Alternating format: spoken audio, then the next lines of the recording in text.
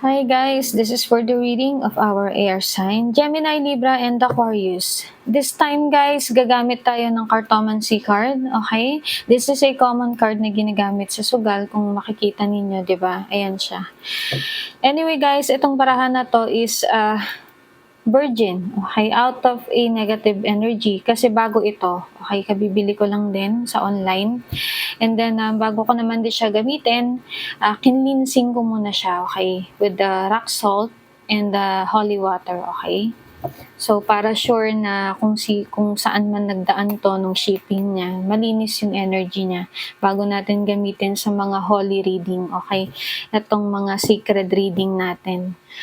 Anyway guys, take what resonate, okay? Hindi po lahat-lahat kami, okay? Hindi po lahat ng basa is magkakatugma, okay?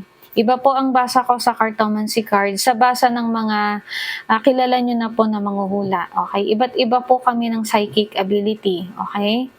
Yun lang guys, and then proceed na po tayo. Let's see what's up with my air sign, Gemini, Libra, and Aquarius.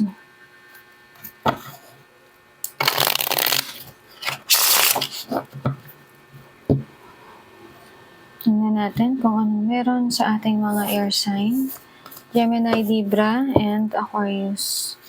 Okay. Kuha tayo. 9 of Flowers. Kuha tayo sa gitna. Okay.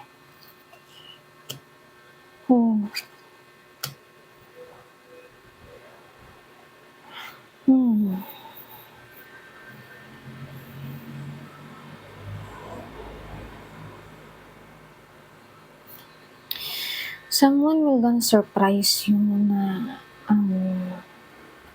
in love sa'yo, air sign. Yeah, someone will gonna surprise you na in love sa'yo.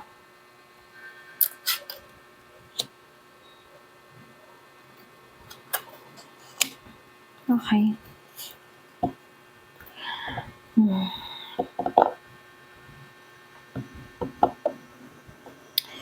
Pero alam mo, pwedeng ikaw din to, air sign. Okay?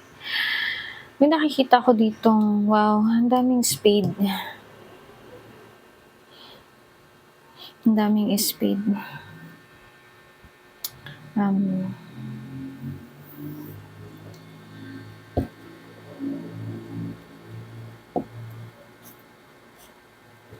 Sobra siyang in love sa'yo pero nasa komplikado na sitwasyon.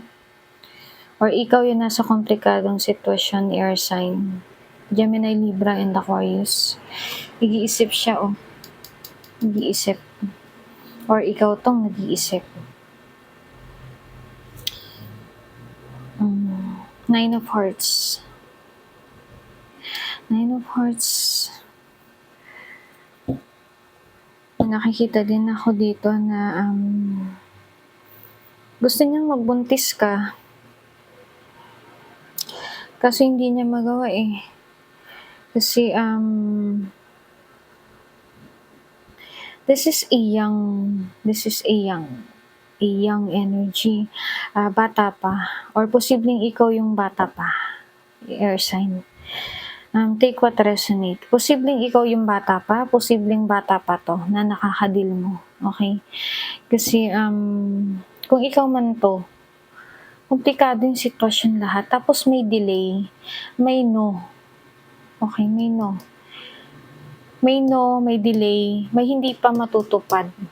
Okay, this is a matter of heart. Okay? Yeah, madidelay yung pagsusurprise, yung sorpresa na magaganap, madidelay. Kaya merong mag-iisip ng sobra. Masyado siyang, or ikaw to na masyadong madedevastate kasi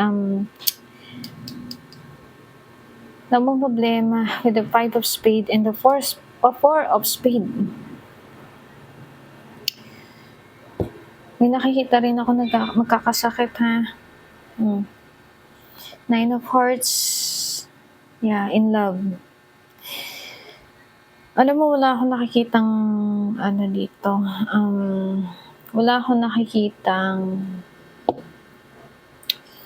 gayuma. This is a natural feelings. Alam mo kasi isa pang nafi-feel ko dito. Posible kasing may asawa na 'to, okey? Sobra-sobra yung pagmamahal and then the Jack of Hearts. Mhm. Sobra-sobra. May delay, may no card. Yeah. Alam mo sa ngayon, you needed to go with the flow, air sign. Nakikita ko may depression, may anxiety, may panic attack, okey? 4 and 5, 'di ba, kita mo then 7, tatlo yung spade. Napapalibutan ng spade. Mabigat yung feeling,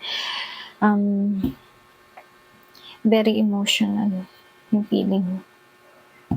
Okey. Pag-isipan mo 'tong maigi, kumalma ka lang muna, air sign. Huwag masyadong, padadala sa emosyon, okey? And then, yun lang guys. And if you want a personal reading with you, you can book a personal reading. Just direct message me here in my Facebook account, guys. And then, yes, may bayad po ang pagpapa-personal reading, guys. Okay? At yun lang. Mag-ingat po tayong lahat. God bless and good luck.